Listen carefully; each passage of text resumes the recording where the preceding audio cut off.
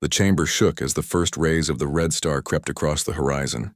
Thin beams of light spilled through cracks in the ruined ceiling, casting long shadows across the stasis pods. The air grew heavier, charged with strange energy. Kane stood in the circle of equipment, his hand still pressed against the glowing pod that held Aelira. Sweat ran down his face, but he refused to pull away. Around him, the crew worked frantically, adjusting controls, shouting readings, fighting against time itself. Dr. Vey's voice was sharp. The radiation is spiking. The pods are destabilizing. If we don't complete the transfer now, it's over. Kane closed his eyes. He could feel Aelira's voice trembling inside his mind, weak and broken. Elias, the dawn comes. I cannot hold. His jaw tightened. No, you will hold. I won't let you fade. The machines hummed louder as Vey activated the resonance link. A beam of energy flowed between Kane and the pod, connecting them in a shimmering web of light. Pain surged through Kane's head like fire burning across his skull. He staggered, but forced himself to remain standing. Aelira's presence grew stronger, filling his mind with images. He saw her people as they once were, cities of silver towers, skies filled with ships that glided like birds, songs that echoed across their world. He saw their joy, their pride, their endless curiosity about the stars. Then he saw the fall. The red star flared violently, storms of radiation sweeping across the planet. The cities crumbled, the people fled, but there was nowhere to go. One by one they died, until only a few remained, those who bound themselves into the stasis pods, clinging to fragments of thought. And now, only Aelira remained. Kane gritted his teeth. I won't let it end here. The light in the chamber flared as the connection deepened. Aelira appeared before him again, her form clearer than before. She looked at him with eyes filled with sorrow and hope. You cannot carry me, she whispered. The strain will break you. Maybe, Kane said, his voice steady. But humans are stubborn. We do what others think is impossible. Aelira's lips curved in a faint, fragile smile. That is why I called your name, I felt it. Your refusal to let go. The field of light around them cracked again. The sun was rising faster now, and the pods began to shatter one by one. Across the chamber, faint echoes of her people stirred. Ghostly figures standing, watching, waiting. They did not speak, but their presence filled the air with mourning. Kane's body trembled under the strain, but he poured every ounce of strength into the link. Commander, your vitals are crashing. Dr. Vey's voice rang in his ear. You have to stop or you'll die. Kane forced his eyes open. Not until she's safe, Morgan shouted, her voice breaking. Sir, this isn't your burden alone. Let us help you. But Kane shook his head. This isn't about me. This is about all of us. If we can save her, we save more than a life. We save a story, a history. We prove that no one has to die alone in the dark. The light surged, blinding. Aelira's hand touched his, soft and warm, and for the first time he felt her truly alive. Elias, she whispered, her voice no longer desperate but grateful. You gave me a dawn I thought I would never see. Outside, the red star broke fully over the horizon. Beams of fire stretched across the sky, striking the ruins. The other pods cracked and dissolved, their faint lights vanishing one by one. The echoes of Aelira's people lifted their heads, then slowly faded into nothingness, their last whispers carried away by the rising wind. But Aelira remained. Her pod glowed brighter, then shattered in a burst of silver light. The energy poured into the chamber, filling it with brilliance. When the glow faded, she stood there in the flesh, tall, graceful, her skin faintly luminous, her eyes wide as she breathed real air for the first time in countless ages. Kane collapsed to his knees, his chest heaving. His vision blurred, but he forced himself to look up. She stood before him, alive. You made it, he said weakly. She knelt beside him, her voice soft. No, we made it. The exploration ship Aurora's Reach slid silently through the emptiness of space. Her silver hull reflected the faint glow of distant stars, a lonely traveler far from Earth. Inside, the hum of the engines was steady and calm, a constant reminder that the ship was alive, carrying its crew deeper into the unknown. Commander Elias Kane stood at the wide viewing window of the bridge. He was a tall man in his early 40s, with sharp eyes and a quiet strength that his crew trusted. His gaze was fixed on the planet ahead, a world covered in shadow, circling a red star that burned weakly at its edge. The planet's surface shimmered with strange twilight colors, as if it could not decide whether it belonged to night or day.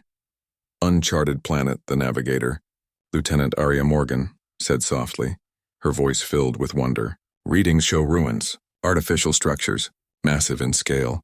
The bridge grew quiet. Discovering life was rare, but finding ruins of an alien civilization was even rarer. For humanity, each discovery of the past carried weight. It was a chance to learn, a chance to connect with something beyond themselves. Kane nodded slowly. "Bring us into orbit. I want full scans of the surface." The crew worked quickly, fingers moving across glowing consoles. The ship adjusted course, sliding smoothly into orbit around the planet. The main display lit up with shifting scans, showing mountains, deserts, and sprawling ruins that stretched across valleys like the skeletons of fallen giants. Dr. Sarah Vey, the science officer, leaned forward in her seat. "Commander, the ruins show patterns. Towers, bridges, even what looks like starport remains. This wasn't just a colony. This was a civilization. And now it's gone," Kane murmured, more to himself than to anyone else. He felt the familiar chill of mystery crawl through him. Who were they? What happened to them? And why did their silence stretch across the stars? The ship drifted quietly above the planet as though waiting for permission to explore. Kane turned to his crew. "Prepare an away team. We'll set down near the largest ruin cluster. This is what we came out here for." The shuttle descended through thick clouds that swirled in purple and gold hues. Lightning flickered far away, though the air around them was calm. Kane sat at the front of the shuttle, eyes locked on the dark shapes rising from the ground below. The ruins were massive, tall stone spires leaning toward the sky, half broken, half swallowed by creeping vines of silver plants. As they landed, dust and fragments scattered in the air. The hatch opened with a hiss and Kane stepped onto alien soil. The ground was dark, smooth like glass in some places, cracked in others. The ruins stretched around him, silent but heavy with unseen history. Lieutenant Morgan's voice broke the silence.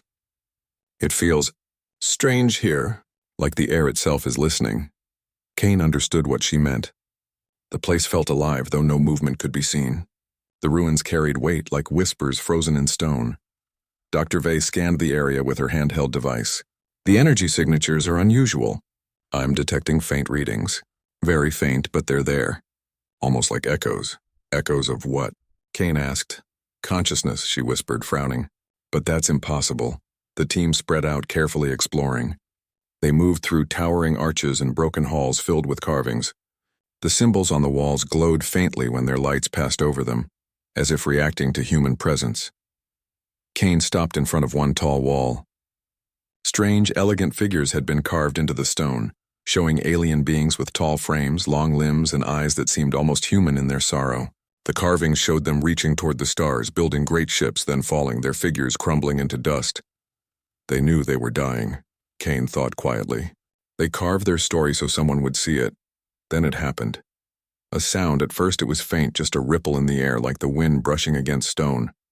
But then it became clearer, a voice that spoke his name, Elias. Kane froze. His heart pounded in his chest. The voice was soft, almost melodic, yet heavy with urgency. He turned sharply, scanning the ruins. "Did you hear that?" he asked the team. "Hear what?" Morgan asked, her brow furrowed. The voice came again, stronger this time, echoing faintly in his ears. "Elias." Kane swallowed hard. It said my name. Something is calling me. Dr. Vey's eyes widened. "Commander, no one said anything." "We didn't hear a word." Kane shook his head. He was sure. The sound was not in his mind. It was too real, too sharp. It wasn't a hallucination. The voice came a third time, carrying something new this time. Desperation. "Elias. Please." The words cut through him like a blade of ice. The crew returned to the shuttle after hours of searching, but Kane couldn't focus on the mission reports or the scans. The voice stayed with him, repeating in his memory, calling his name as though it had always known him. Back aboard the Aurora's Reach, Kane stood in the observation deck, staring at the planet below. It glowed faintly under the light of its dying red star. His crew's voices echoed in his mind, caution, concern, curiosity, but none of it mattered as much as the single haunting voice that had called out to him in the ruins. It was not static. It was not a dream. Someone or something had spoken his name, and Kane knew deep inside that he had to return. The next day, the crew of Aurora's Reach gathered in the main briefing room. The planet spun slowly outside the wide windows, half shrouded in darkness, half glowing under faint starlight. The tension in the room was thick. Kane stood at the head of the table, his arms crossed as the reports flickered on the screen. Dr. Sarave's voice was calm, but her words carried weight. The ruins show signs of energy fields, she explained. Weak, almost gone, but still present. It's unlike anything in our databases. The strangest part is, some of the signals matched patterns we normally see in neural activity, almost like thought waves frozen in stone. A murmur spread among the crew. Neural activity? That meant something alive once tied itself into the ruins. Lieutenant Morgan frowned. Commander, about yesterday. You said you heard something, a voice. If the ruins carry memory or thought, maybe that's what you heard. Kane's eyes narrowed. It didn't just sound like a voice. It spoke my name. It knew me. The room grew silent. For a long moment, no one spoke. Finally, Dr. Vey said quietly, if that's true, then the ruins may not only hold memories, they may be trying to reach us, to reach you. The words echoed in everyone's mind. That night, Kane couldn't sleep. The corridors of the ship were quiet, dimly lit with soft blue lights. He walked to the observation deck, his steps heavy with unease. Below, the planet glowed faintly in the starlight, still and silent as if waiting. Then the voice came again. Elias. He froze, gripping the railing. The sound was not in the ship's speakers. It was not through his comm. It was inside his head, yet not from his mind. A voice carried across distance, heavy with emotion. I am here, the voice whispered. I am waiting. Kane's breath caught. Who are you? He asked into the silence. No answer came. Only the soft echo of his name, like a plea in the dark. The next morning, Kane led another expedition to the ruins. This time he followed his instincts, guiding the team deeper into the crumbling city. Towers leaned overhead like broken teeth. Halls stretched endlessly, covered in glowing carvings. At last, they reached a massive chamber at the center of the ruins. It was circular, its walls lined with tall pods that shimmered faintly with energy. Dust lay thick on the floor, but the pods pulsed like hearts still trying to beat. Dr. Vey scanned the chamber, her eyes wide. These are stasis pods. Thousands of them. But most are empty, or burned out. Kane walked slowly between the pods, his chest tight. He could feel something here, an invisible weight pressing against him. Then his ears filled with the voice again, stronger than ever. Elias. He turned sharply. One pod near the center glowed brighter than the rest. Its surface flickered with patterns like veins of light running across stone. Inside, the faint outline of a tall, elegant being could be seen, motionless yet not fully gone. The voice came again, rising with desperation. Elias, help me! Kane staggered back, his pulse racing. He could hear it so clearly now, as if the being was standing right beside him. Morgan clutched her scanner. Commander, are you all right? Kane's eyes locked on the glowing pod. It's her. The voice, it's coming from there. The crew exchanged uneasy glances. Only Kane could hear her. They returned to the ship with recordings of the pods and energy readings. Hours passed as Dr. Vey analyzed the data. At last, she faced Kane with troubled eyes. Commander, it's alive. Or something close to it. The pod holds a consciousness, fragmented, unstable, but still there. Somehow it's connected to you. It calls for you. Kane leaned forward, his voice low. Can we wake her? Dr. Vey hesitated. The systems are alien. We don't know the risks. If we try, we might destroy what little remains. Or we could save her, Kane pressed. This might be the last of her people. Morgan shook her head. Sir, we don't know what she is. She could be dangerous. Or she could be using you. Kane's jaw tightened. I don't believe that. When she spoke, it wasn't a trick. It was fear. It was need. The debate stretched late into the night, but Kane's decision was already made. He would not leave her to fade. Later, alone in his quarters, the voice returned. Softer now, weak but insistent, my name, Illyra. Kane whispered the word, tasting it on his lips. Illyra, yes, the voice answered faintly. I am the last. They are gone. But I remain, Elias. You must help me. Sunrise will come soon. The light will burn all that is left. Kane stiffened. Sunrise? What do you mean? Each dawn, the star, it destroys. The others have already faded. I am the last. Only until sunrise. Her words faded like smoke. The room grew quiet again, leaving Kane staring into the dark, his mind racing.